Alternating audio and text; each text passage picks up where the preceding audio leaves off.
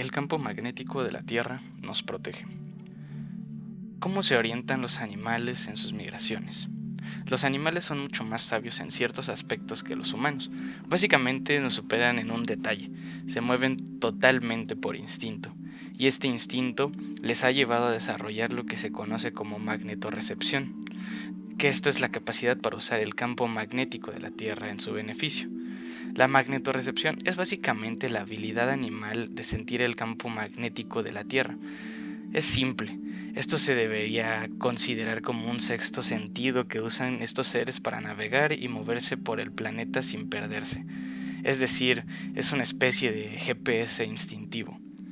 Conocemos que la Tierra funciona como un gigantesco imán que genera campos magnéticos. Así pues, algunos animales como las tortugas son capaces de sentir estos campos, y cuando reciben tal información la usan para saber si van en la dirección correcta.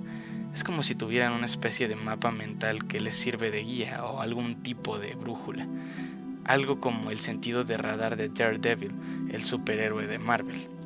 Hasta ahora no estamos seguros de si este mecanismo animal es propiamente mecánico o químico. Una teoría dice que tienen ciertas partículas magnéticas llamadas magnetitas en su interior corporal que actúa como receptor magnético. De hecho, se sabe que existen en muchos animales que han demostrado poseer la magnetorrecepción. Pero esta no es la única teoría. Existe otra que afirma que hay una proteína en los ojos de ciertos animales llamada criptocromo, que les permite observar los campos magnéticos terrestres. De hecho, se ha encontrado en los ojos de muchos pájaros migratorios que saben perfectamente hacia dónde van en todo momento. Pero si hay algo de lo que estamos seguros es que los campos magnéticos de la Tierra son invisibles. Así pues, si esta teoría está en lo cierto, ¿cómo actúa el criptocromo para que vean totalmente imperceptible incluso para las miradas más penetrantes? Según los científicos, la única forma de saber cómo los animales se guían por los campos magnéticos sería entrar en sus cerebros y saber exactamente cómo funcionan. No obstante, a día de hoy parece un proceso muy complejo. Llegados a este punto, los investigadores no se preguntan tanto qué animales tienen magnetorrecepción, sino por qué los humanos no lo tenemos. ¿Estará abigarrado en alguna parte de nuestro cerebro por falta de uso? ¿Podremos implantarlo en un futuro? La ciencia lo dirá algún día. Esto nos lleva a nuestra siguiente pregunta. ¿Qué es la magnetosfera? Se trata de una capa que está formada por la interacción del campo magnético de la Tierra y el viento solar, y se encuentra rodeando nuestro planeta a modo de escudo protector. Precisamente la forma que representa esta capa está determinada por ambos factores, es decir, tanto por la intensidad del viento solar como así también por la intensidad del campo magnético terrestre. De este modo, su forma y densidad varían considerablemente, y cuanto más denso sea el viento solar, más comprimida será la magnetosfera. Para entender en profundidad la magnetosfera, a continuación describiré brevemente los elementos implicados en su formación. Campo magnético terrestre, también llamado campo geomagnético, originado por la combinación de dos efectos, la rotación planetaria y el hierro fundido en el núcleo de la Tierra junto a los materiales cargados eléctricamente en él. Viento solar. Es una corriente de partículas cargadas que se emiten desde el límite superior de la atmósfera solar. En especial, el viento solar está conformado por electrones, protones y también trazas con núcleos de helio, entre otros elementos. Aquí podemos comprender mucho más acerca de qué es el viento solar y cómo afecta al planeta Tierra. Con respecto a la ubicación de la magnetosfera, esta se halla en la zona más extrema de la atmósfera. En tanto, el límite exterior de la magnetosfera se denomina magnetopausa y, para dimensionar cuán lejos está de nuestro planeta, la astronomía ha estimado que nos separa una distancia de alrededor de 6.400 kilómetros. Esto es increíble. También nuestra magnetosfera tiene una función. En sí, la magnetosfera cumple con una función esencial para mantener la vida en la Tierra. ya que protege la superficie de nuestro planeta de las partículas de alta energía que son transportadas por los vientos solares. Entonces, podemos pensar a la magnetosfera como un escudo protector que resguarda al planeta Tierra de la llegada de la radiación proveniente de las tormentas solares y de los rayos cósmicos. En cuanto a su funcionamiento, en breves palabras, la magnetosfera funciona absorbiendo la energía proveniente del viento solar y luego liberando dicha energía mediante explosiones. La liberación de energía se manifiesta en las regiones más altas de la atmósfera como tormentas geomagnéticas, subtormentas y auroras boreales. A menudo surgen grietas en la atmósfera y permanecen abiertas por un tiempo. Cuando suceden este tipo de aberturas, es posible que ingrese cierta energía por ellas causando problemas en los satélites de comunicación y también en el sistema de electricidad. Sin embargo, no hay de qué preocuparnos, ya que las grietas suelen permanecer abiertas tan solo por algunas horas. Así seguimos con la importancia de nuestra magnetosfera. Gracias a nuestra magnetosfera es posible la vida en la Tierra, que de otra forma sería inviable. Esto quiere decir que sería algo muy distinto a lo que ha sido y es, debido a que sin su presencia, la radiación que llegaría a la superficie terrestre sería letal para la diversidad de vidas que habitan en el planeta Tierra. De hecho, algunos estudios sugieren que de no haber existido la magnetosfera, la Tierra habría perdido la mayoría del agua de su atmósfera y de los océanos, puesto que las partículas del viento solar hubieran disociado las moléculas de agua en átomos de oxígeno e hidrógeno. Como resultado de no existir la magnetosfera, la atmósfera sería muy distinta y las formas de vida no serían tal cual las conocemos. De esta manera podemos explicar los polos magnéticos de la Tierra. Los polos magnéticos terrestres son las zonas de la Tierra donde se convergen los campos magnéticos terrestres. El magnetismo de la Tierra se debe a que los materiales del núcleo terrestre, el níquel y el hierro, hacen que nuestro planeta se comporte como un inmenso imán, lo que explica el funcionamiento de las brújulas. Debido a que los polos diferentes se sienten atraídos y los idénticos se rechazan, la brújula se orienta al polo norte geográfico, que casi equivale al polo sur magnético. La brújula utiliza una aguja imantada para señalar el norte magnético terrestre. Se basa en el magnetismo terrestre, por lo que señala el sur magnético que corresponde con el norte geográfico. Los polos magnéticos se encuentran en los polos aunque su localización no coincide con los polos geográficos. La ubicación de cada polo magnético está desplazada con respecto al eje geográfico del planeta y al ángulo que se crea entre dicho eje, y el eje magnético se conoce como declinación, al contrario que los polos geográficos norte y sur, que siempre están situados en el mismo punto. Los polos magnéticos norte y sur se desplazan con el tiempo y pueden llegar a invertirse. De hecho, los polos magnéticos de la Tierra se han invertido varias veces a lo largo de la historia de nuestro planeta. La última vez fue hace 780.000 años.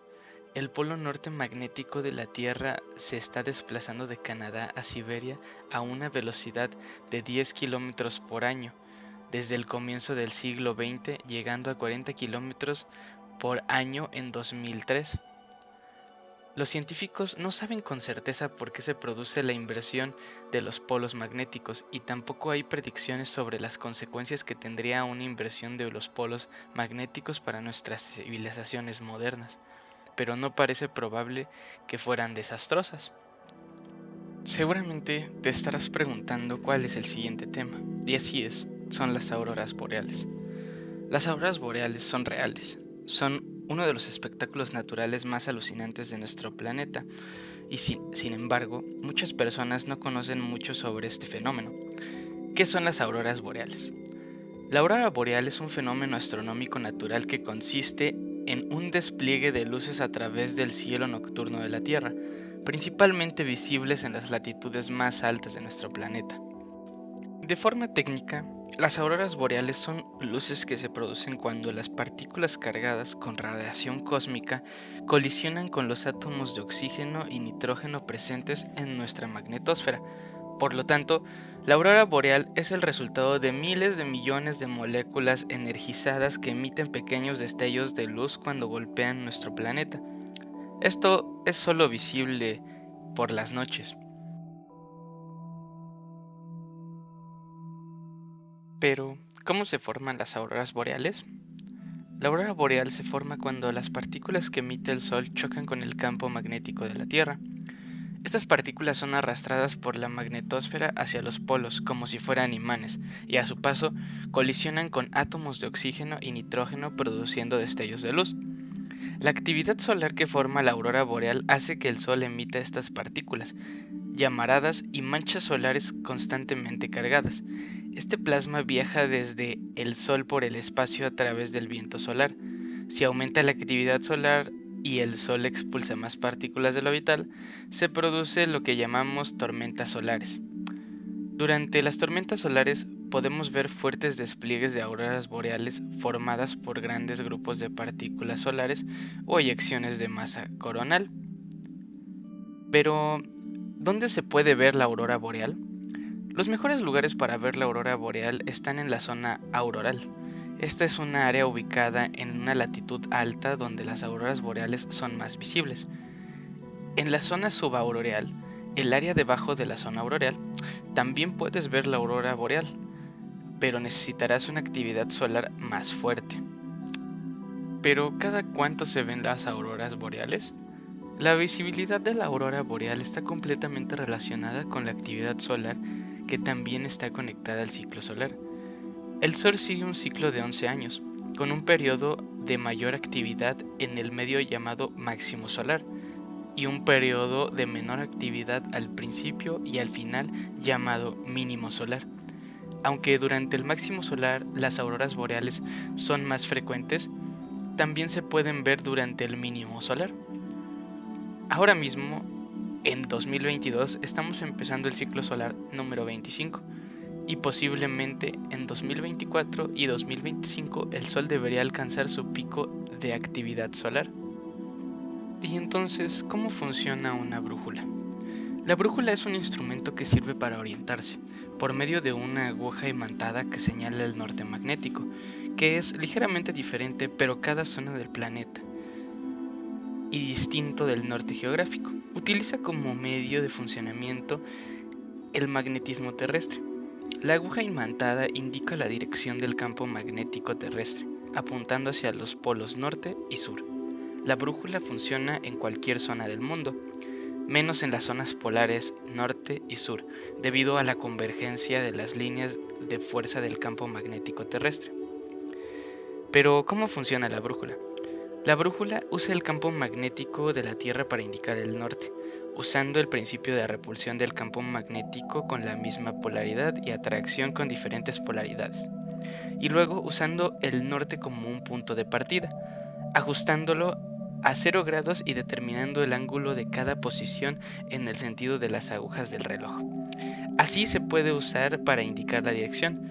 El posicionamiento debe usarse junto con mapas para buscar posiciones relativas para comprender en dónde está. Tenga en cuenta que el norte señalado por la brújula no es el norte verdadero, sino el norte magnético. Esto se debe a que los polos sur y norte de la Tierra y los polos sur y norte geomagnéticos no están en una posición, sino que tienen un ángulo. Este ángulo se llama declinación magnética. La declinación magnética en diferentes ubicaciones es generalmente diferente, y la declinación magnética en la misma ubicación también cambia con el tiempo. El rango de la declinación magnética es probablemente entre 1 grado y 50 grados. También se puede tener en cuenta que en el polo sur y el polo norte, la brújula no se puede usar debido a la influencia del fuerte campo magnético. La Tierra posee un enorme campo magnético que la rodea. Es grande, pero no demasiado fuerte, razón por la cual la brújula utiliza ligerísimas agujas muy sensibles al movimiento. Esta aguja de la brújula tiene normalmente 2 partes, una policromada en rojo y la otra en negro o blanco. La parte roja de la aguja de la brújula siempre apunta al norte magnético de la Tierra, pero hay que tener en cuenta que el norte magnético es diferente para cada zona de la Tierra y distinto del norte geográfico, que se encuentra en el polo norte. Pero, ¿por qué se llama brújula? Cuando la brújula llegó a Europa durante el Renacimiento en el siglo XIV, los europeos pensaron que funcionaba por brujería y la llamaron brújula, que es un diminutivo de bruja. Incluso hasta mediados del siglo XIX muchos en Europa seguían creyendo que la aguja de la brújula apuntaba al norte porque en el polo norte de la Tierra había una gigantesca montaña de hierro o magnetita en medio de una isla imaginaria a la que se le llamó Rupes Nigra, y que era eso lo que atraía la aguja de la brújula. Sabiendo lo anterior, nos surge la siguiente pregunta: ¿cómo influye el campo magnético en la vida sobre la Tierra? Esto es un fenómeno dinámico. El campo magnético terrestre es básico para la vida en nuestro planeta. Esta compleja fuerza dinámica nos protege de la radiación cósmica y las partículas cargadas de energía procedentes del Sol. En gran parte es generado por el océano de hierro fundido supercaliente y turbulento que conforma el núcleo exterior de la Tierra, a unos 3000 kilómetros bajo nuestros pies, como si se tratase del conductor giratorio de la dinamo de una bicicleta. Este crea corrientes eléctricas que, a su vez, generan nuestro campo magnético en constante cambio. Este campo, lejos de ser estático, varía con el tiempo, tanto en fuerza como en dirección. De hecho, estudios recientes han demostrado que en la actualidad la posición del polo norte magnético está cambiando a gran velocidad, y es que en los últimos 200 años el campo magnético ha perdido de media global alrededor del 9% de su fuerza. Entre África y Sudamérica se ha formado una extensa región de menor intensidad magnética, que, como indicábamos tan solo unas líneas atrás, se conoce como la anomalía del Atlántico Sur. Ya entre 1970 y 2020, la intensidad mínima del campo magnético en esta zona descendió alrededor de 24.000 a 22.000 nanoteslas. El tesla es la unidad de inducción magnética del Sistema Internacional de Unidades. Al tiempo que el área de la anomalía ha aumentado y se ha desplazado hacia el oeste a un ritmo de unos 20 kilómetros al año, además, según indican los datos, en los últimos 5 años ha surgido un segundo centro de intensidad mínima al suroeste de África, lo que sugiere que la anomalía del Atlántico Sur podría estar dividiéndose en dos. Se ha especulado sobre si el actual debilitamiento del campo es un signo de que la Tierra se acerca a una inminente inversión de los polos norte y sur, que se intercambiarían. Este fenómeno se ha producido muchas veces a lo largo de la historia de nuestro planeta y, aunque sería hora de que sucediera, teniendo en cuenta que la frecuencia media a la que tiene lugar esta inversión es cada 250.000 años aproximadamente. Esto quiere decir que el descenso en la densidad que está produciendo estos momentos en el Atlántico Sur entra dentro de lo que se consideren niveles de fluctuación normales. A nivel superficial, la anomalía del Atlántico Sur no es motivo de alarma. Sin embargo, es más probable que los satélites y otras naves que sobrevuelen la zona experimenten fallos técnicos, dada la mayor debilidad del campo magnético en esa región, lo que permite que las partículas cargadas penetren hasta las latitudes de los satélites en órbita bajo terrestre. Gracias a esto hay muchas especulaciones, ya que se dice que si los polos se llegan a invertir, muchas telecomunicaciones fallarían, ya que están acostumbradas a trabajar con una radiofrecuencia que consideramos normal. Muchas gracias.